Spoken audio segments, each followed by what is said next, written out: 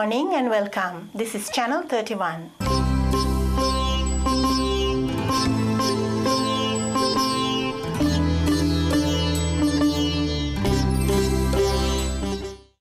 Next is our regular program by Bandhu and Kingsley. Stay informed.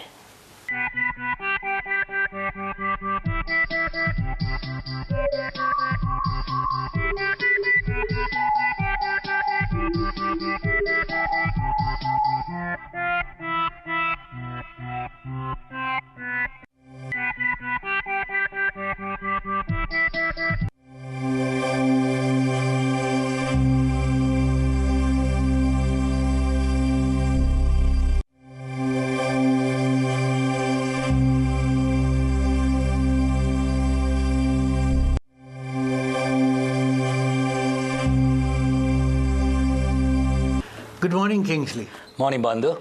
Kingsley, in the past we have been talking about various debilitating diseases like arthritis, diabetes, and also their causes and lifestyle changes to help and so on and so on. But recently I was wondering, looking at some statistics, diabetes is very prevalent in Sri Lanka. I don't know what the cause of that is. Is it the lifestyle or... You know, Bandhu, that's a good question because I have been wondering also why, there are so many people suffering from diabetes in Sri Lanka because proportionately seems to be very, very high. Yeah. Now, then I read a paper about some recent research which sheds another light on a possible cause. Right. Now, before we come to that... No, I mean, usually the traditional ways that we say the causes may be genetic, maybe your lifestyle and... Right. And lack of exercise. Lack of physical activity and all that type of thing. Yeah. Now, those are what we normally believe the reasons for diabetes are. Yeah. Now, the point is, before we come to that, diabetes, as we all know, is a very big problem throughout the world. Yeah. It's not only confined to Sri Lanka. Yeah.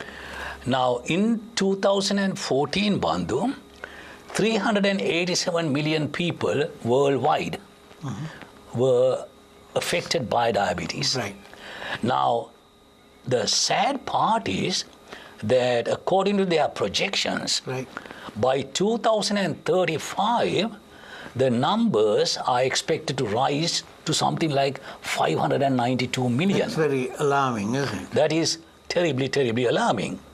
Now, the thing is, they say that about roughly 77% of the people with diabetes live in low and middle income countries, which comes to your question, right? Right. Now, the thing is, I think from a report in 2012, Bandhu, which was the latest I could find about Sri Lanka, they say that there are in excess of 2.1 million people at that time. Out of the 20 million in Sri Lanka. Suffering from diabetes. So, then when I read this report, it was in the American Diabetic Association website. And then made me ask the same question which you just asked. Why is it that the prevalence of diabetes in places like Sri Lanka are so high? Now, according to this new report, that one of the causes could be, in addition to the other causes we talked about, could be environmental factors, right? Poverty and the associated stress. I mean, associated stress means that stress generated because of the poverty and when you have to think of where your next meal is coming from, and if you are stressed, and that also could contribute to this, right?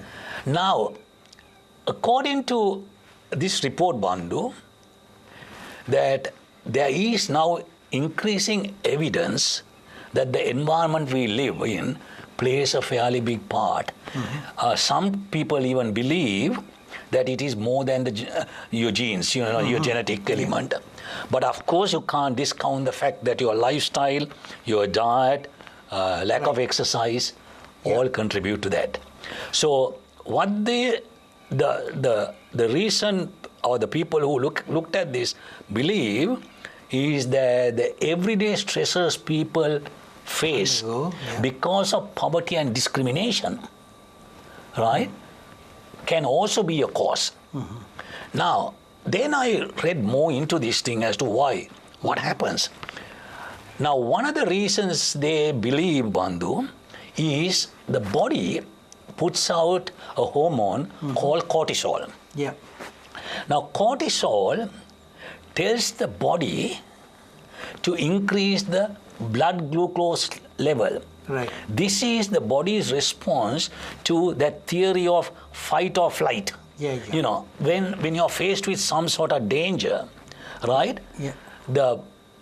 This cortisol is generated, which increases the blood glucose level. So then,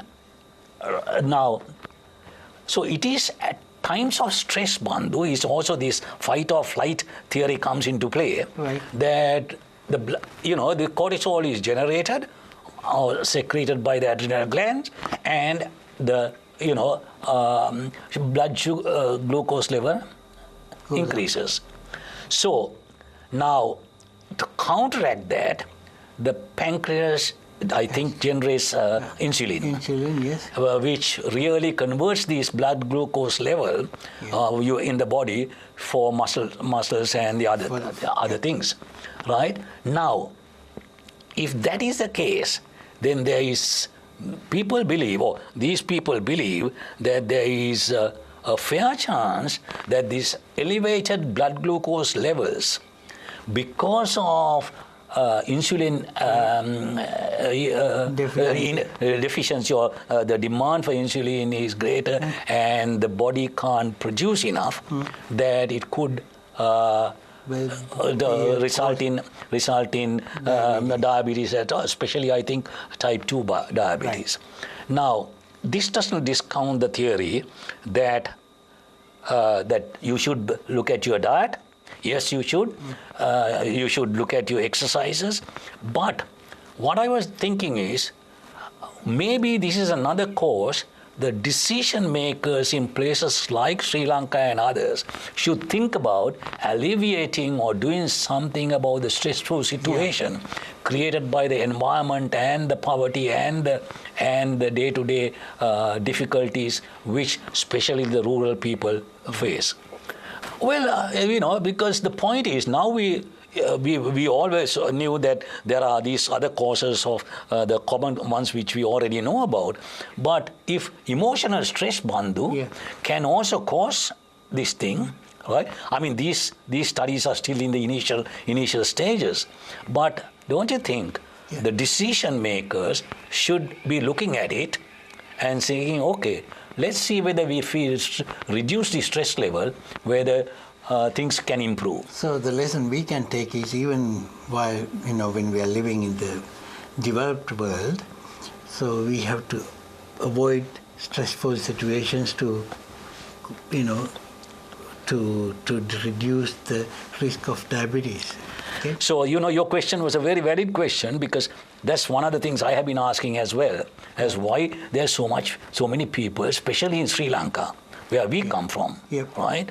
Why they got so many problems with diabetes. Of course, other reasons like genetics and genetic makeup. Of course there are. I mean, you're not discounting those, but what I'm saying is, if there's a third factor, why not think about it and address it? Right. Okay, Kingsley, thank you very much for elaborating on that. Oh, thanks, Bandhu. It's a good topic. Okay. That's all the time we have today. Till we meet you again from another program, I am Mihri Disanayaka.